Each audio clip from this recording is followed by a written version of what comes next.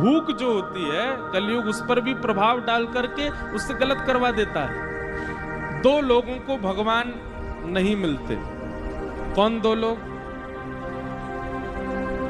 बहुत खाने वाला और बहुत सोने वाला। पहला, जो बहुत खाता होगा और बहुत ज्यादा ही सोता होगा, समय से ज्यादा सोता है।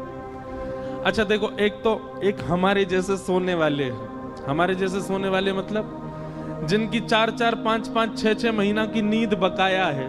कभी कभी नींद आती है तो खूब देर तक सो लेते हैं, पर कभी कभी सो पाते हैं। लेकिन एक व्यक्ति करता धरता कुछ नहीं, पूरे दिन पड़ा रहता है बस, फिर भी उसको इतनी नींद आती है कि रात में सोता है, सवेरे उठता है 10-11 बजे।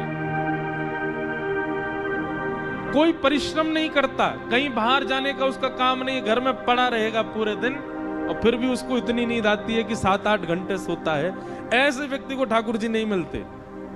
जो पारिश्रमिक नहीं है, परिश्रमी नहीं है, और फिर भी सोता है। और दूसरा, बहुत खाने वाला। इसमें भी यही बात आएगी, जो बहुत परिश्रम नहीं करता है लेकिन खाता बहुत है, बहुत खाता है, अधिक मात्रा, भूख से अधिक खाता है। ऐसे व्यक्ति को ठाकुर जी नहीं मिलेंगे। पहला व्यक्ति बहुत सोने वाला, बहुत खाने वाला।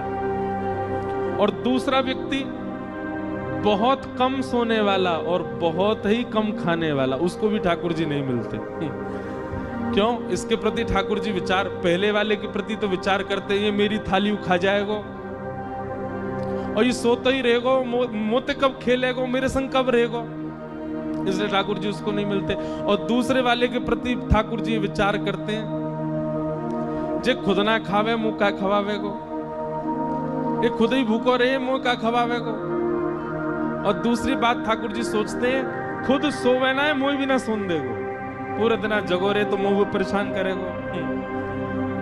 हमारे ब्रज के संत कहते हैं, बहुत कम खाना और बहुत कम सोना, बहुत ज्यादा खाना और बहुत ज्यादा सोना, दोनों ही भगवत मिलन में बाधा है।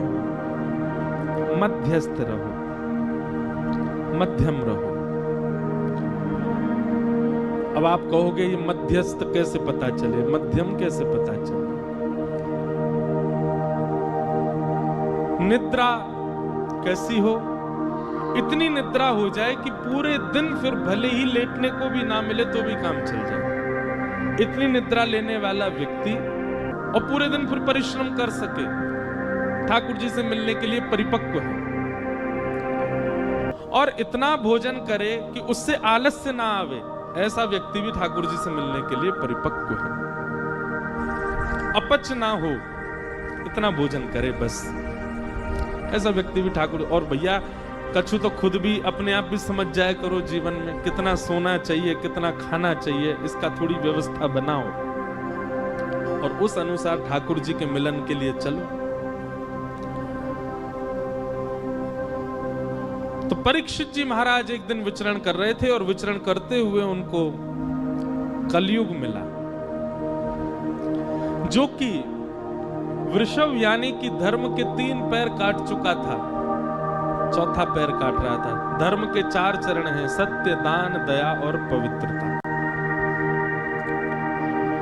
कलयुग में केवल 1 पैर बचा है धर्म का, वो है सत्य। दान, दया और पवित्रता तो खत्म हो चुके हैं। कलयुग में दान नहीं करता व्यक्ति, दिखावा करता है। कलयुग में दया नहीं करता व्यक्ति, एहसान करता है। कलयुग में पवित्र नहीं रहता व्यक्ति, केवल पवित्रता का आडंबर करता है। थोड़ा बहुत यदि बचा है तो सत्य बचा है। सत्य भी बोलता नहीं है, सुनने के लिए सत्य चाहिए। दूसरे से भले ही झूठ बोले पर अपने लिए उसको सत्य चाहिए, इतना सत्य बचा है बस।